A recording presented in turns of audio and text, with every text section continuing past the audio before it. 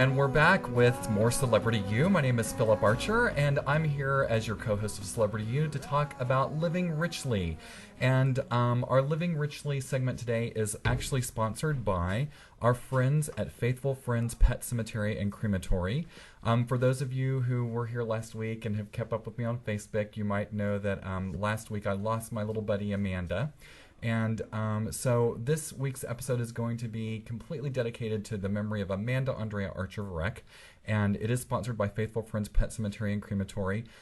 Family owned, opened in 1996. Heather Slicker is the general manager over there. And you know, it's important when you think about the care of people you love.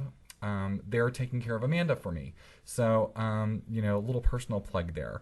They offer private cremations, private burials, communal cremations, urns, caskets, and markers. They'll pick up your pet at the home or veterinary clinic, and they're located at 3600 Shelby Road in Fort Worth.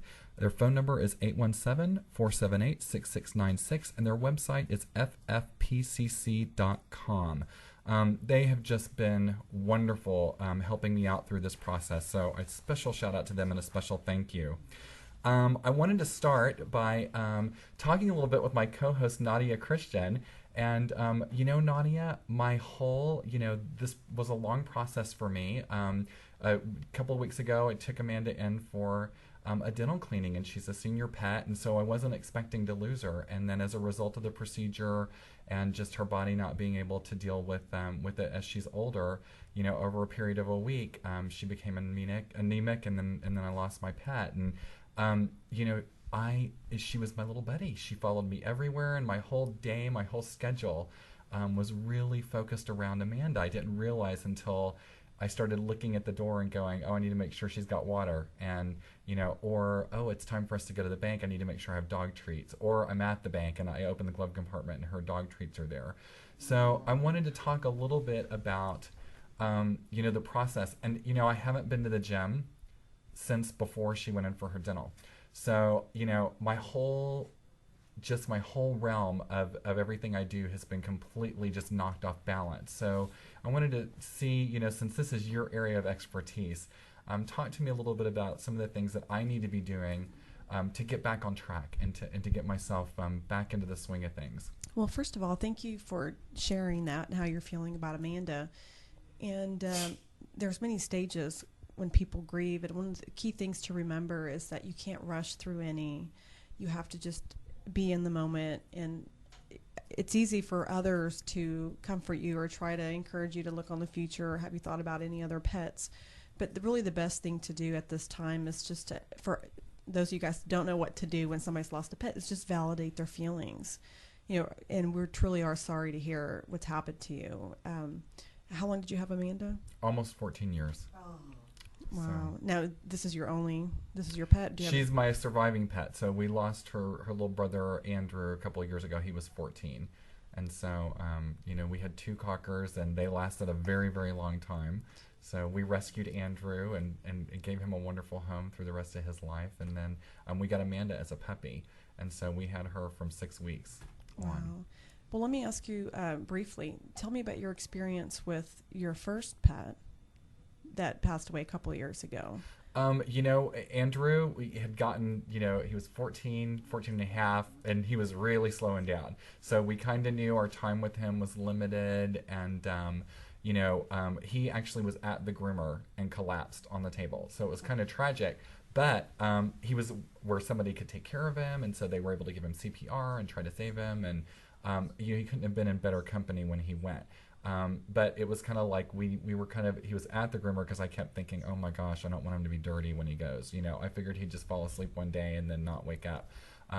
So that was, you know, tragic. You know, I got a phone call at the gym from my groomer. So, you know, that was kind of, you know, but at the same time, we were kind of prepared. Amanda, almost 14. I mean, she's been slowing down, I knew, but she really, you know, it was just totally unexpected. I mean, like I said, we took her in to get a dental cleaning done, and you know, then it just kind of progressively.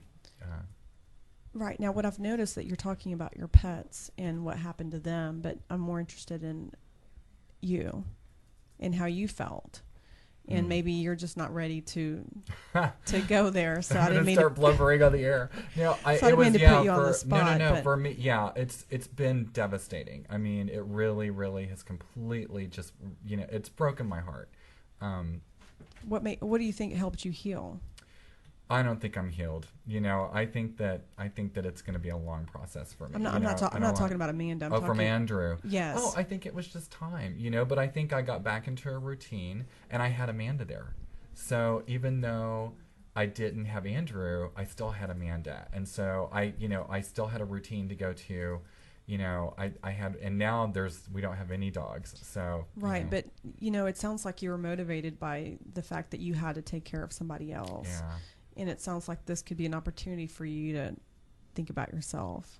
Go figure. Well, they sure got puppies at the SPCA. Everybody's been saying, are you going to get another pet? Are you going to get another pet? And I was like, I know eventually I will get another pet. But right now, I just need to kind of, just deal with it and get into, taking care of business and getting back into the groove of things.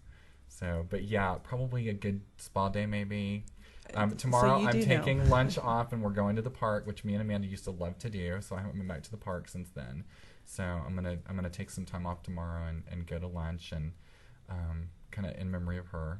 Well, it sounds like behaviorally you're on the right track, even though it may seem like this is going to take forever because you're sad right now, and this is the time to be sad because you've lost somebody very close. But it sounds like to me behaviorally you're moving on the right direction. You're not just thinking about what you need to do, but you've already actually committed to taking the day off tomorrow, and I think you're headed down the right path, and this will provide the opportunity for you to look at yourself and what happened with Andrew. Mm-hmm.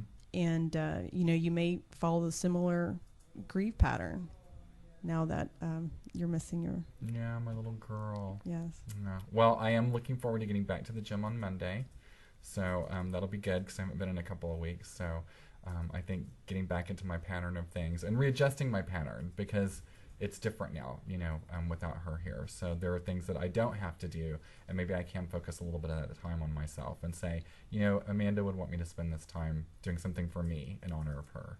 Right. So cool. Well, I've also got with us Maura Davies from the SPCA. I thought this would be a perfect way for us to honor Amanda. And Maura is the Senior Director of Communications for the SPCA of Texas. She's been with the SPCA of Texas since 2001.